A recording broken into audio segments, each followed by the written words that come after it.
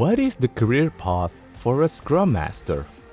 Is Scrum Master an entry-level job and one of the lowest pay grades in the company? If you want to know several different career paths for Scrum Master, stick around folks, because in today's episode, we will talk about it right after this one. What's happening, awesome Scrum Masters? Are you ready for another food for thought to improve your Scrum Mastery? The journey towards becoming a Scrum Master is challenging but rewarding. Today's podcast is brought to you by a Scrum.org professional Scrum trainer and a coactive coach with over 15 years experience inspiring and enabling aspiring Scrum Masters like you.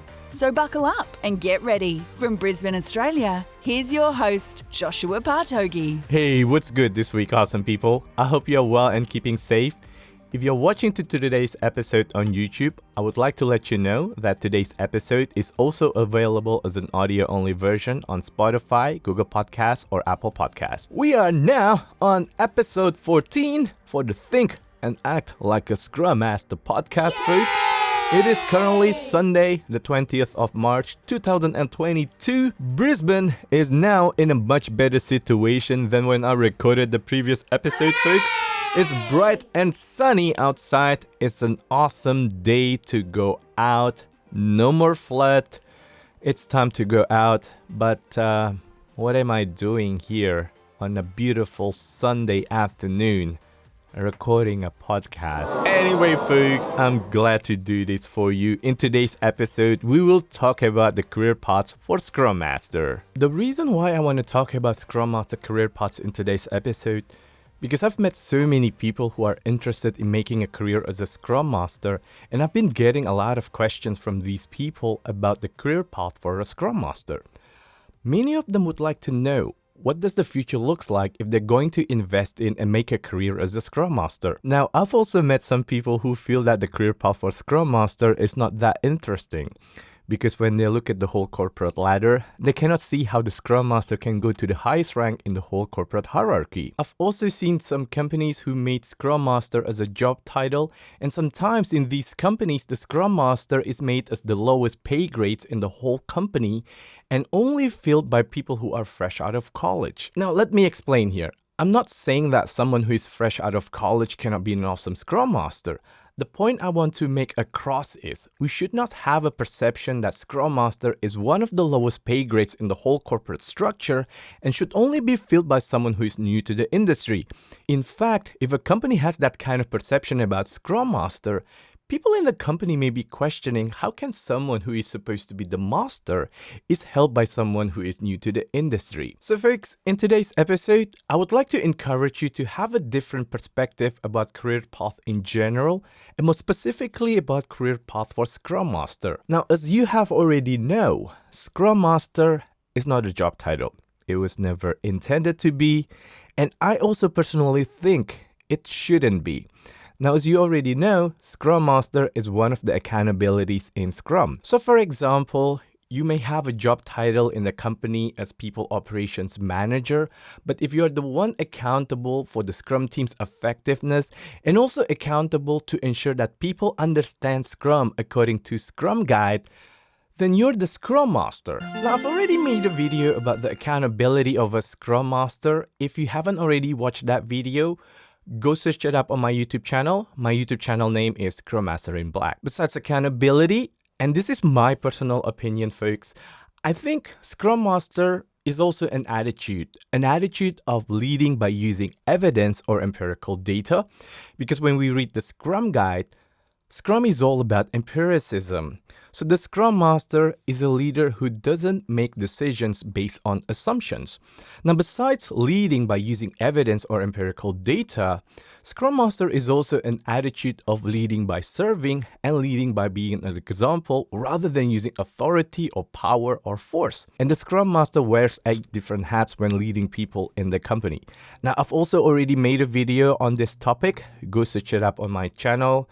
The title for the video is The 8 Hats the Scrum Master Wears. Now, when we have this view about the Scrum Master, regardless of your job position in the company, I think you will be a respectable leader if you wear these 8 hats whenever you lead people in the company. Alright folks, Now that we have a shared understanding that Scrum Master is not a job title, I would like you to see career paths in general from a different perspective. I would like you to move away from that traditional view on career path where career path is a linear vertical path where the only way for you to move up is to go to the top in the highest corporate hierarchy. I know this might be challenging to digest for some people, especially if we have only worked at a company that have that linear vertical career path and does not have any other model.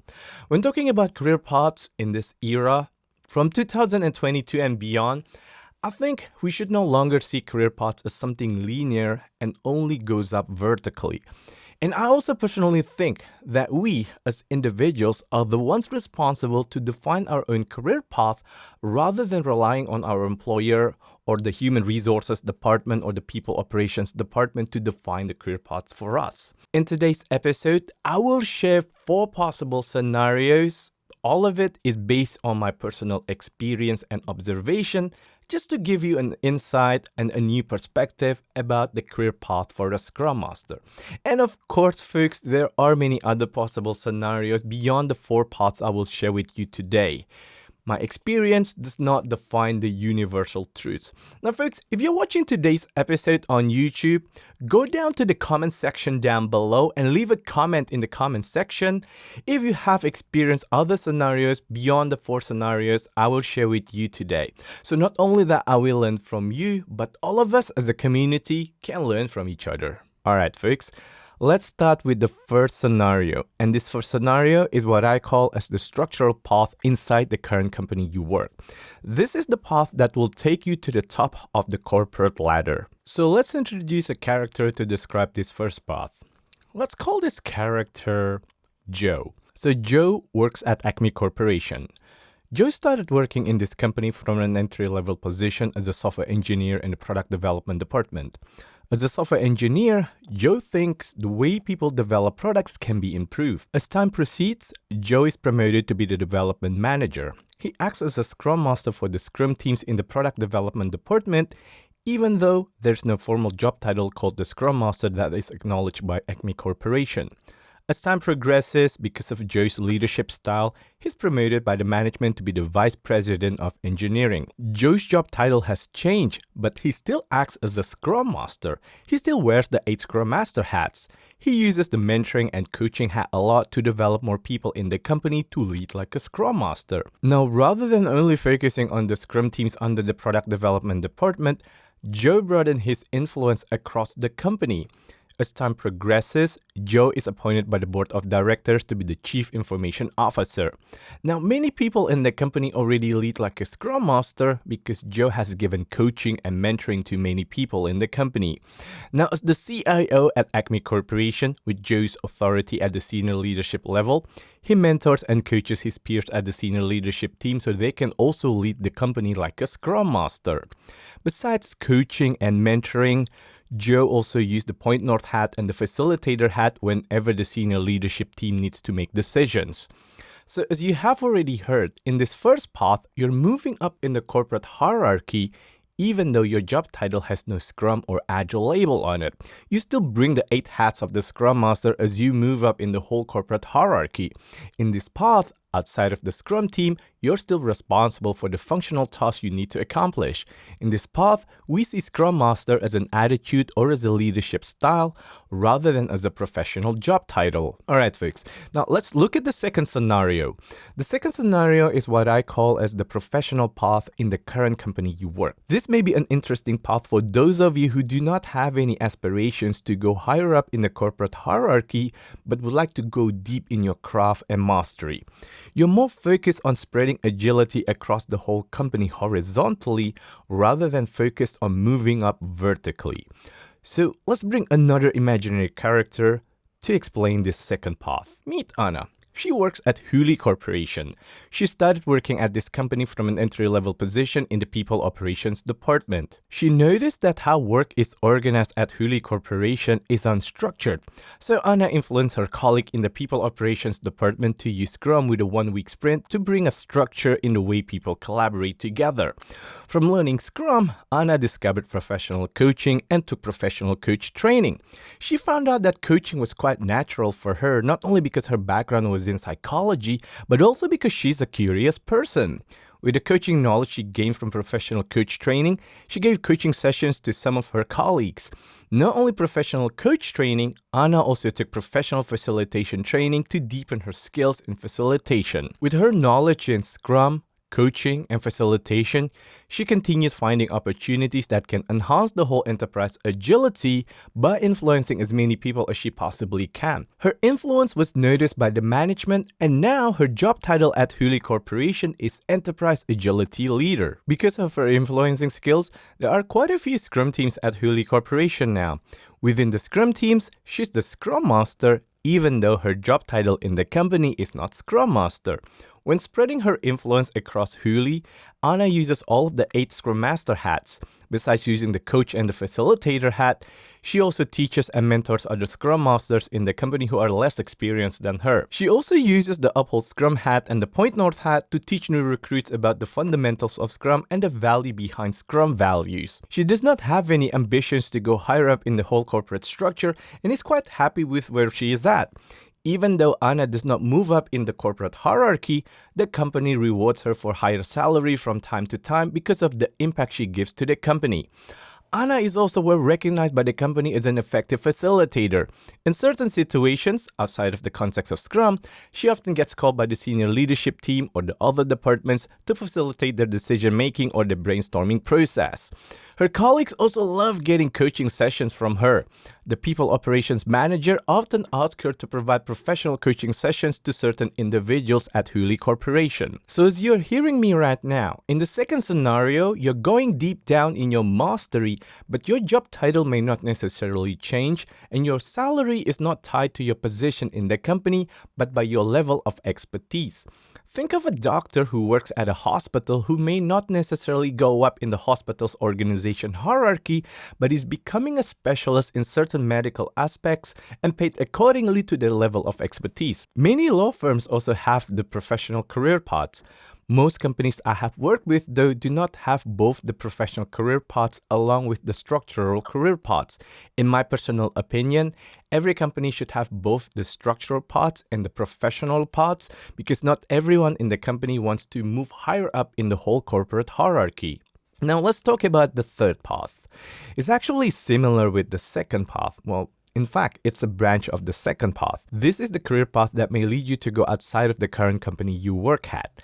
At one point, you may resign from your current company because you want to go deep down in mastery by running your own consulting company or your own coaching practice. Through your own company, you will provide services related to enterprise agility to many different clients.